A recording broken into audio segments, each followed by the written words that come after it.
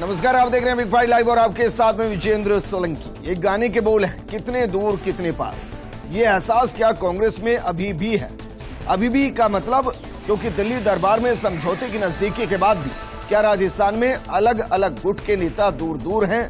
आज दूर दूर पास पास की दोनों तस्वीरें नजर आई। जब तस्वीर बाड़मेर की दिखी, हेमाराम चौधरी, मेवाराम जैन, हरीश चौधरी और मुख्यमंत्री गहलोत एक फ्रेम में दिखे तो एकता का प्रेम भी दिखाई दिया। लेकिन समझौते के वेद के प्रकाश में सचिन गुट के सोलंकी अलग ही राह पर चलते हुए राग अलापते नजर आए, क्योंकि वो पूछ रहे हैं कि फॉर्मूला क्या है, जो है वो कब तक सामने आएगा। क्या ये इशारा है कि इशारों में एकता में अनेकता दिखा दी जाए और जनता को बता भी दिया जाए कि ये जंग का पूर्ण विराम नहीं बल्कि सीज फायर। आज बात इसी मुद्दे पर कि एक तरफ एकता की तस्वीर और दूसरी तरफ अनेकता के सवाल, इनके मायने क्या है?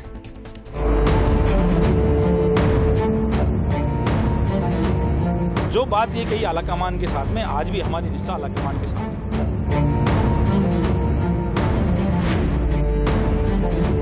कांग्रेस के हाथ मजबूत करना चाहते हैं, कांग्रेस के साथ खड़े रहना चाहते हैं।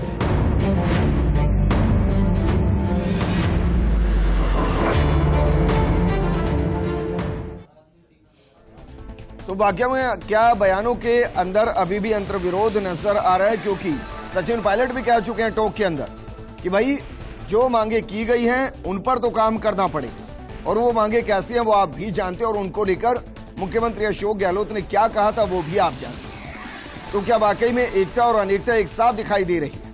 इस मुद्दे पर बात करने के लिए हमारे साथ मौजूद हैं कांग्रेस नेता अरुण शर्मा जी, बीजेपी नेता माधवराम चौधरी जी, राजनीतिक विश्लेषक देवेंद्र शास्त्री। अरुण शर्मा जी, एक तरफ कांग्रेस के नेताओं को अच्छा लगा होगा कि जब बाड़मेर के अंदर तमाम नेता एक साथ एक ही मंच पर नजर आए, वो नेता भी जिनके ऊपर आरोप लगाए गए और उन्होंने भी पलटवार करते हुए कहा कि भाई अगर इतने ही आरोप मेरे ऊपर है तो मंत्रिमंडल से बाहर कर दीजिए, वो एक साथ नजर आए।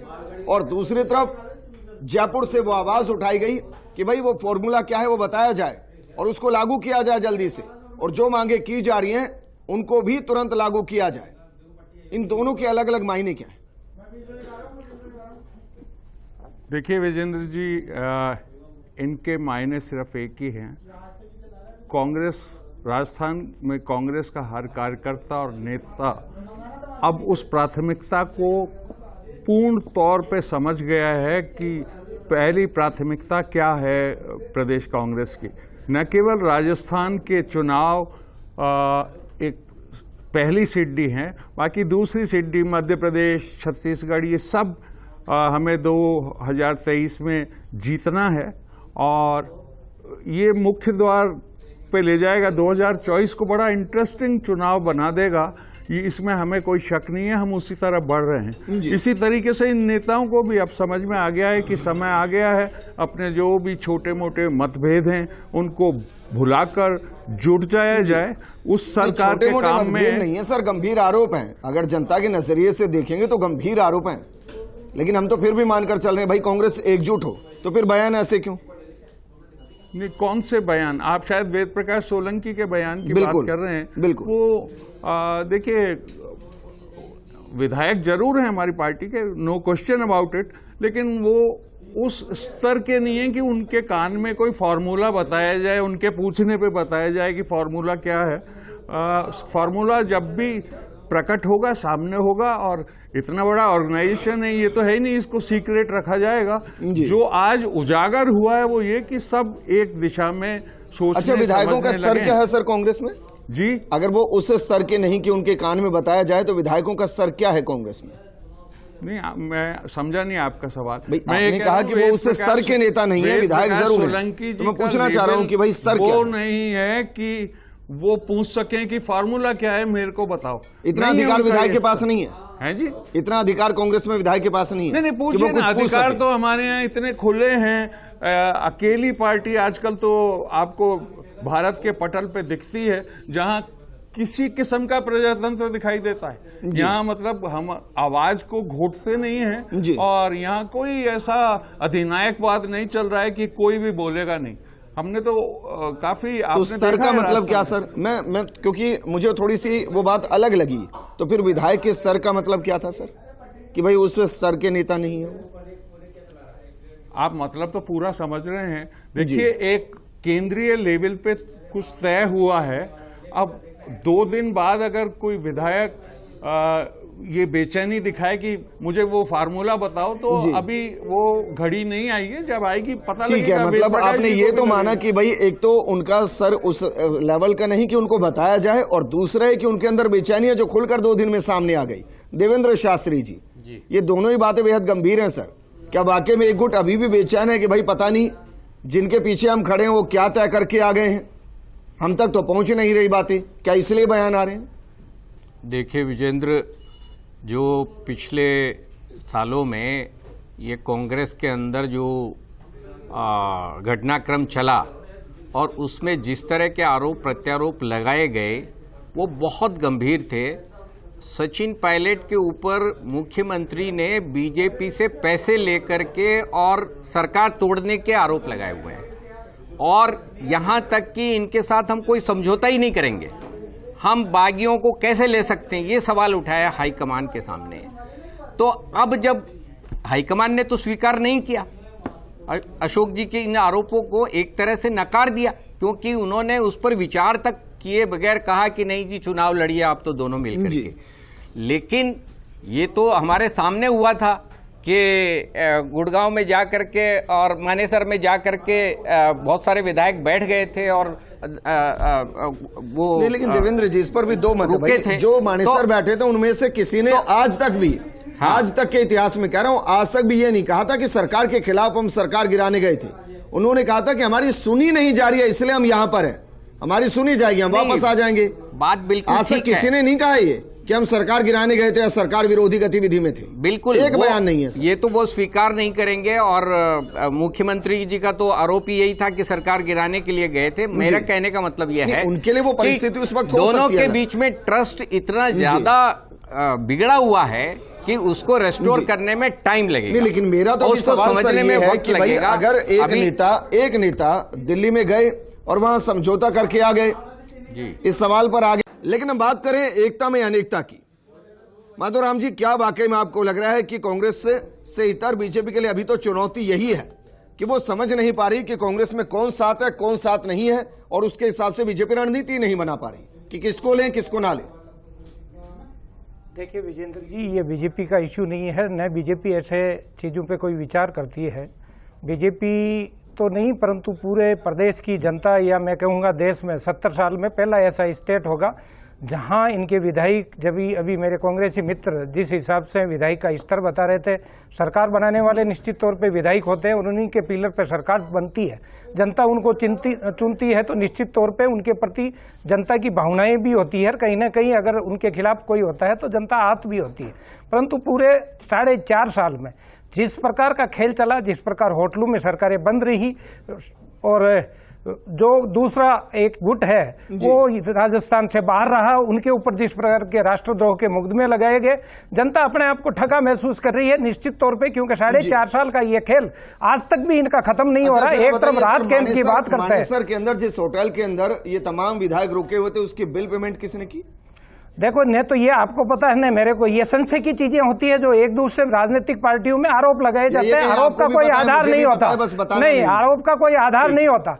एक तरफ जब मुख्यमंत्री आरोप लगाते हैं तो दूसरी तरफ सचिन जी आरोप लगाते हैं कि आपने भी विधायकों को पैसा दिया है, तो इसकी सत्यता की जांच तो अगर करनी थी तो सरकार को करनी थी। लेकिन सरकार के पास बीजेपी की तरफ से भी कोई केस दर्ज नहीं हुआ है, नहीं, हमारे ऊपर झूठे आरोप लगाए जा रहे हैं। इस चीज की जरूरत ही नहीं है। जब इनके विधायक आपस में आरोप लगा रहे हैं तो हमारी तो कहाँ है कि अगर बीजेपी पे आरोप लगा दिया जाए कि भाई उनके विधायकों को खरीदने लग रहा है, ये अगर क्या ये बीजेपी के लिए नहीं, आरोप नहीं है बीजेपी के नहीं। जब इन्होंने राष्ट्रद्रोह के मुकदमे लगाए तो उसमें जांच करानी चाहिए थी ना इनको, या फिर ऐसा कोई सीबीआई को जांच देते ही है कि इनकी दोनों पक्षों की जांच होनी चाहिए, उन आरोपों की जांच होनी चाहिए कि क्या वास्तव में हुआ। तो ये कहने का मतलब ये माधोराम जी, मेरी बात की गंभीरता समझिए सर।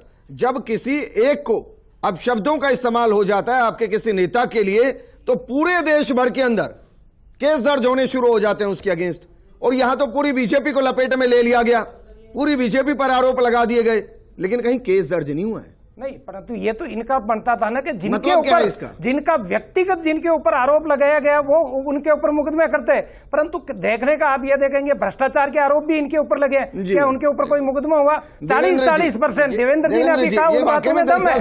40% राजेंद्र जी हुड्डा इनके किसी एक मंत्री। नेता पर अगर आरोप लगते हैं तो पूरे देश भर के अंदर केस दर्ज, और पूरी पार्टी पर आरोप लगते हैं तो केस दर्ज नहीं होते। देखिए, विपक्ष की पार्टी जो होती है उसका इंटरेस्ट तो होता ही कि, और भारतीय जनता पार्टी तो इस मामले में सर्वविदित है कि वो सरकार गिराने और तोड़ने और खरीद लेने की माहिर रही है। इसलिए मैं लेकिन दूसरा पॉइंट बताना विजेंद्र, मैं आपको ये कह रहा हूं सर, आप एक राजनीतिक विश्लेषक की भूमिका में हैं। चलिए मुझे बताइए, बीते 5 या 10 साल के अंदर कहां यह प्रमाणित हुआ कि इस फला विधायक को इतने पैसे देके खरीदा गया? देखिए, कहां प्रमाणित हुआ? देखो विजेंद्र, प्रमाणित करने की जरूरत नहीं है। जो कुछ आप खेल इतनी चल बड़ी रहा बात है होती है, प्रमाणित करने की वो जरूरत नहीं है। सबके सामने।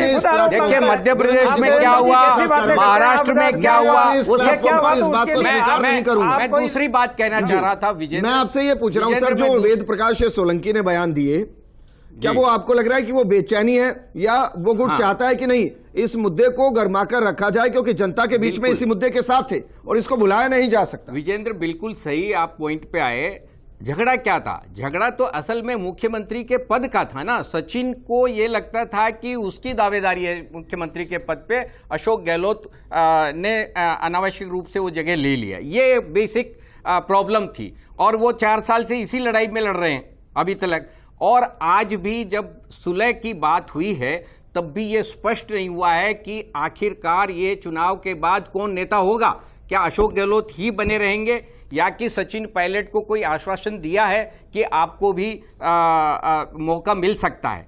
तो इसी चीज को क्लियर करने के लिए ये बेचैनी जो है आप देख रहे हैं वो वही है कि भाई नेता कौन होगा ये क्लियर हो। लेकिन इसकी तस्वीर तो 25 सितंबर को दिखाई दे गई थी। इससे क्या फर्क पड़ता है भाई? जिसके साथ विधायक है वो नेता है, बिना विधायक के विधानसभा में नेता थोड़ी ना हो सकता है, वीटो पावर के साथ थोड़ी ना होगा। देखिए, कांग्रेस के अंदर उस तरह से देखिए, जब हाईकमान एक लाइन की संदेश दे देता है उसके बाद उसको स्वीकार कर लिया जाता है, तो नेता तो वो होता है जो हाईकमान तय करता है।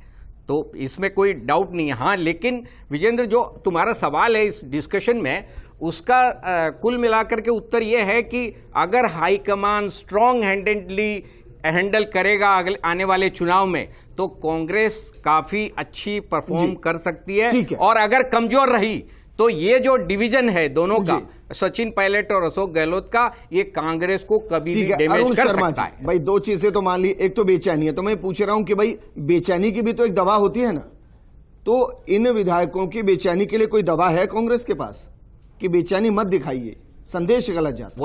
वही बात है कि अगर कांग्रेस हाईकमान देखिए विजेंद्र, बेचैनी की तो दवा मुख्यमंत्री भी कह चुके हैं और हाईकमांड भी कह चुका है कि संयम बरतने की जरूरत है। और ये एक गुण होता है, संयम रखना बहुत अच्छी बात है, आदर्श गुण है। और इसलिए समय से पहले कुछ नहीं हो सकता, काफी प्रयास करने के बावजूद। मैं अब पूरे पिछले 4.5 साल के इतिहास में मेरी कोई रुचि नहीं रह गई है जब से ये हुआ है। लेकिन आपने वो सवाल उठाया था, 4 साल में कई बार हो गया। सुनिए, आपने वो सवाल जरूर उठाया था बीजेपी से, और माधव सिंह जी बता रहे थे आपको कि इनका कोई हाथ नहीं है। देखिए, एक ट्रैक रिकॉर्ड देखा जाता है यार। अब हमको 8 साल का, एक मिनट अपनी बारी में, माधव सिंह जी अपनी बारी में, आप तो अपनी बारी में बोलिए सर, बोलने दीजिए। 8 साल का जो ट्रैक रिकॉर्ड है इनका, आपने जांच क्यों नहीं कराई? चाहे कर्नाटका हो, महाराष्ट्र हो, मध्य प्रदेश हो, मणिपुर हो, गोवा हो, आप गिनते जाइए। लेकिन अरुण शर्मा जी, आपको अनुभव भी तो कुछ सिखाता है। जी सर, मैं तो अपने प्लेटफॉर्म की बात करूंगा। फर्स्ट इंडिया के प्लेटफॉर्म में मैं आपसे पूछता हूं, क्या एक भी जगह असंवैधानिक कुछ हुआ है जिसको प्रूव कर दिया गया? यार विजेंद्र जी, आप आपको अख्तियार है, एंकर हैं, आप प्रमाण मांग सकते हैं। नहीं, लेकिन पूछ रहा हूं ना भाई। नहीं, मैं भी आपको बता रहा हूं ना। नहीं सर, 2G में घोटाला हुआ, इसका कोई प्रमाण है? जीजा जी के केस में कुछ हुआ, उसका प्रमाण है? 10 साल हो गए इन मजाकों को चलते हुए, आप क्या बात कर रहे हैं? किस चीज का क्या प्रमाण है?